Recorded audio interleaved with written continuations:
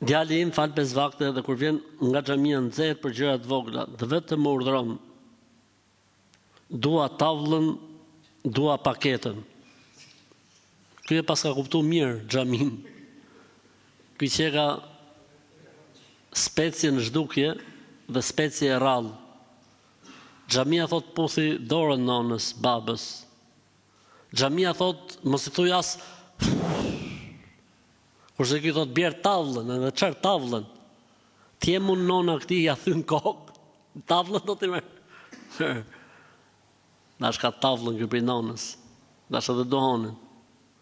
Kështu që mos e mësoni çunin kështu, edhe thuj që ka thonë hoxha, që xhamia nuk i mëson njerëzit kështu. Xhamia nuk i mëson njerëzit kështu.